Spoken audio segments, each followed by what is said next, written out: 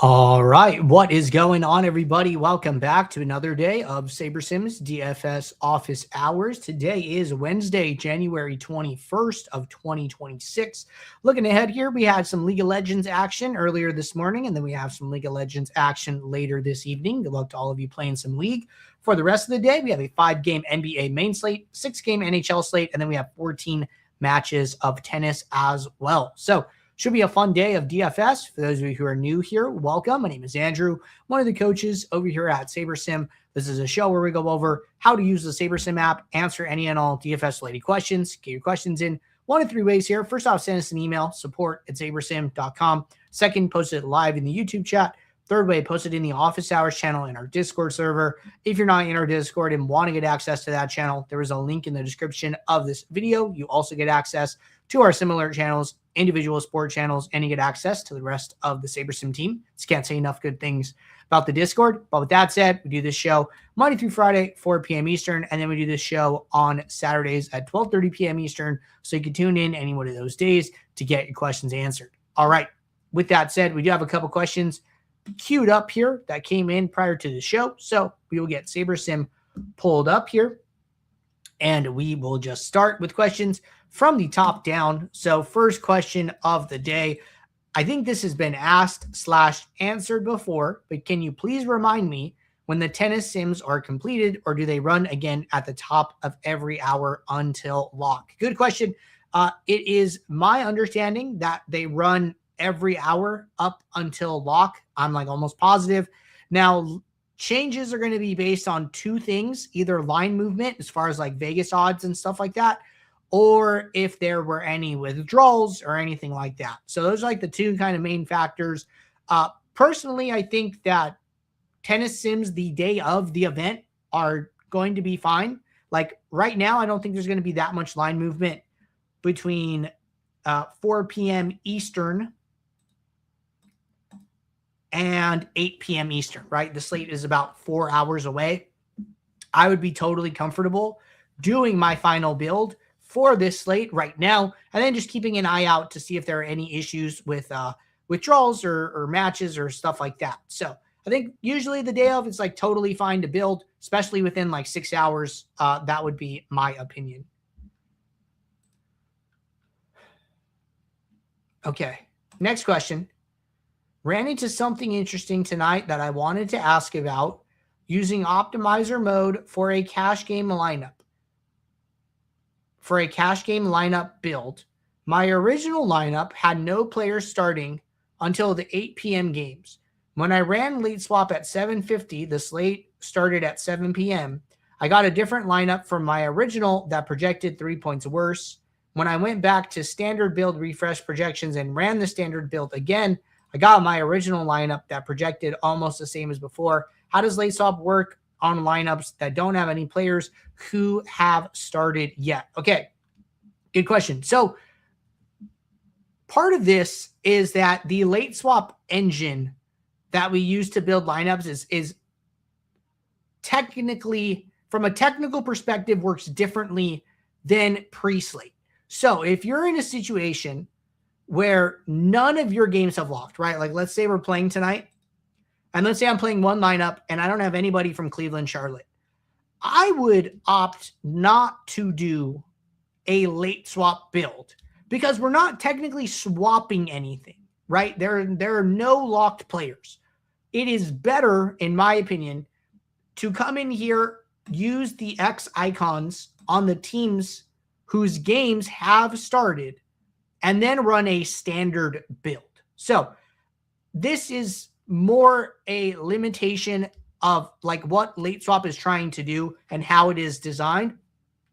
And the standard build is going to serve you better in such a scenario as you described and basically as you arrived at as well. So I would definitely, especially like if you're using optimizer trying to prioritize projected score, I would run a standard build if you have no players that have locked. This is definitely always a better option. All right. Next question. The NBA main slate for today is currently on 1 correlation. Would you recommend lowering, raising, or leaving it alone for single lineup building once we have our core of 3 to 4 people locked in? Good question. So yeah, the sliders here in the settings are going to change based on the number of games on the slate. So this is a 5-game slate. Sliders are 1-8. If we go and find a past slate with a reasonably number of different games, we haven't had any big slates in a while. I'm looking for something like 10. There we go. We had a 10-game slate here. So we saw 1-8, I think, on 5 today, 5 games. Okay, we go back to this 10-game slate. Sliders are 3-6. So normally what you're going to see is that as the number of games on the slate gets bigger, correlation goes up and sim diversity is going to come down. The reason for that is because when there are more games on the slate, you don't need to get as close to the optimal lineup in order to win. Inversely, right? Say you're playing a single game showdown, and we'll just pull one from this date.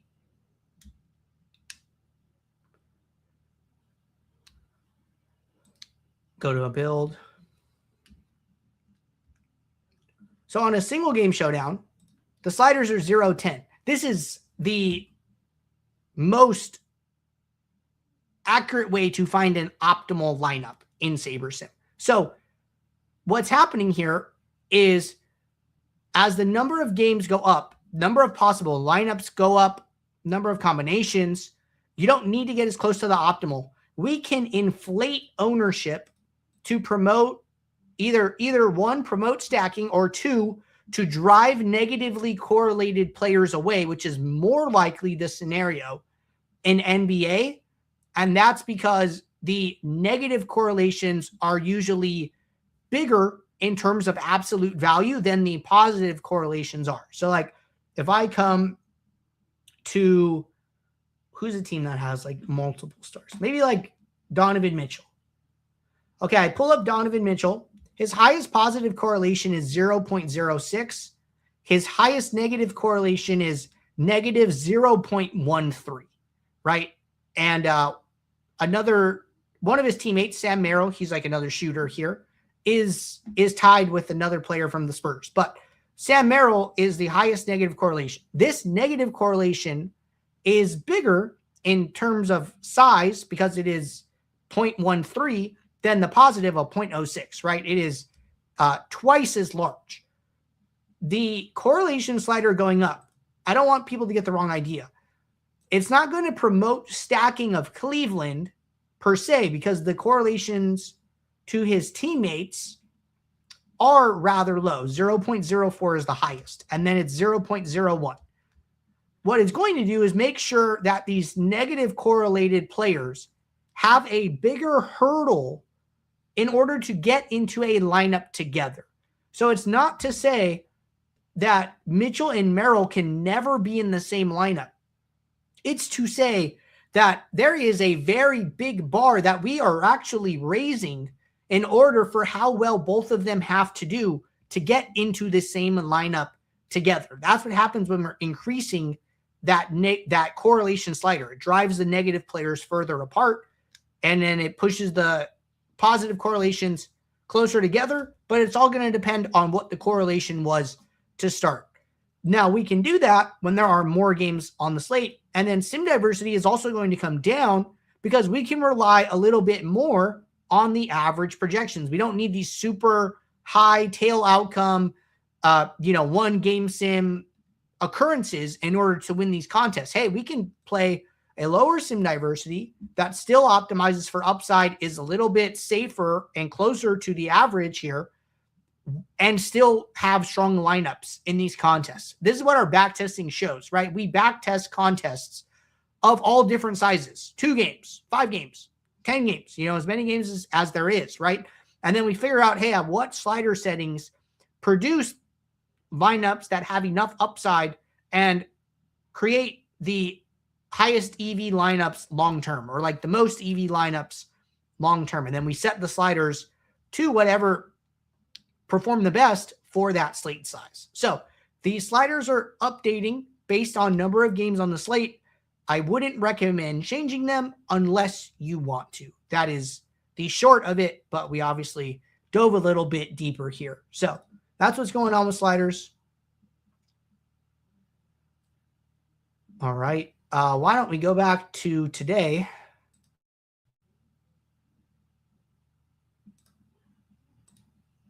Which is the 21st. 5 games late.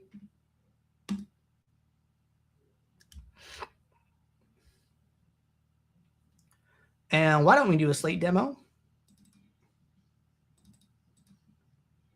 All right. So, brand new build. Haven't run anything. Not going to touch filters, rules, settings like we kind of just talked about. Just going to make the 2 minimum required adjustments in order to unlock the build lineups button, which it looks like I made some change somewhere. I'm not going to question it here. But build lineups is unlocked. So I'm going to go ahead and I'm going to click build. All right. While this runs, good opportunity to import an entry file into SaberSim.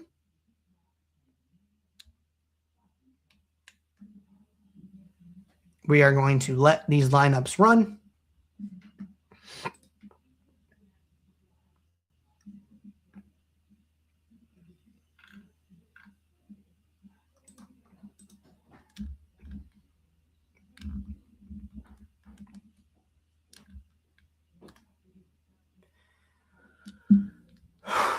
All right, we are getting into the post build here. Lineups are just about finished. I'm going to sort by exposure. Because I don't have an entry file uploaded, I'm not going to use portfolio. I am going to use Uniques 1, and I'm going to switch the rank by from old SaberScore to new SaberScore. Okay, great. Lineups load.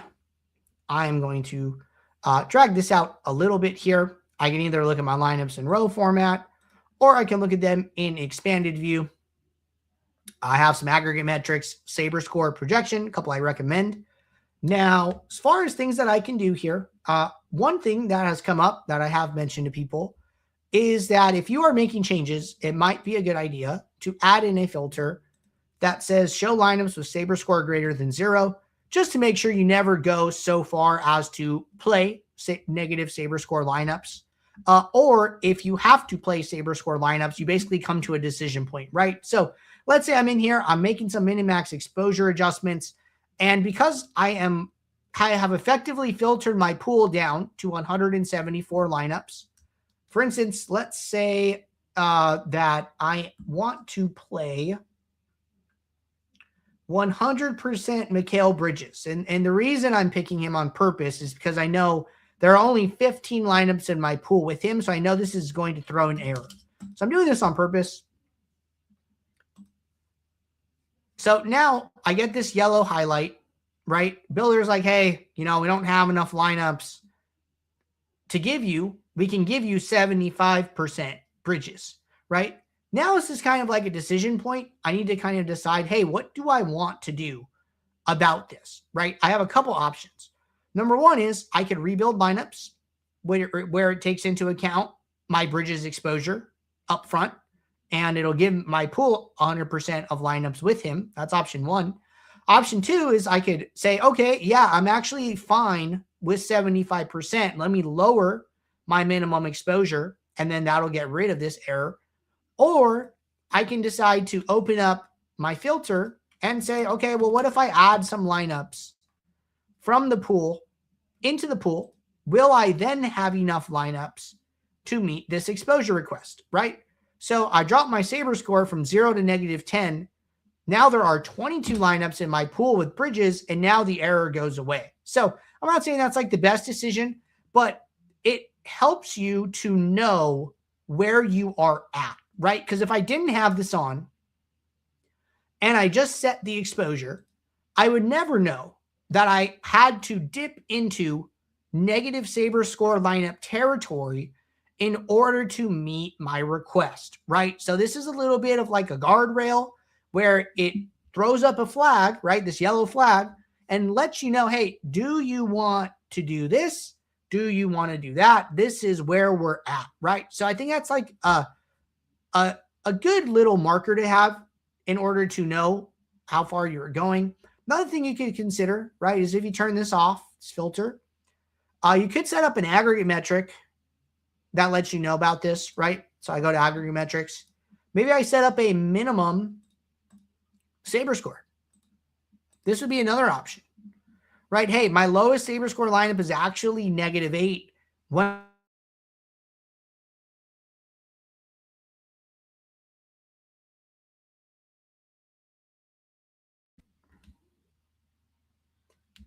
When this changes off, my lowest Saber score lineup is actually 52, right? So 52 versus -8, maybe I want to lower my exposure. So like this is another option too, right? There's a lot of different ways to kind of do these things. I'm just kind of demonstrating a couple that I think can be useful. I think the aggregate metrics can be useful. I think filters can be useful. I think exposures plus rebuilding can be very, very beneficial if you're very particular about what you want to do with your lineups. So a lot of different ways to accomplish this. I just want to promote stuff that I think will protect you from playing lineups that SaberSim doesn't deem are the best, or give you opportunities or ways to find lineups that are going to be a little bit stronger. So those are my thoughts here. But aside from that, basically just dialing it in.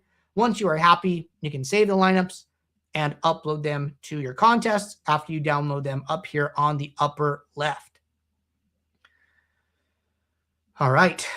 Answered some questions, knocked out an NBA demo, talked through a couple scenarios that you can run into and ways that you can resolve those. Think we are all set. Appreciate you guys tuning in. I'll be back tomorrow, Thursday, 4 p.m. Eastern for our next show. So until then, everybody, take care. Good luck. Thanks. Bye.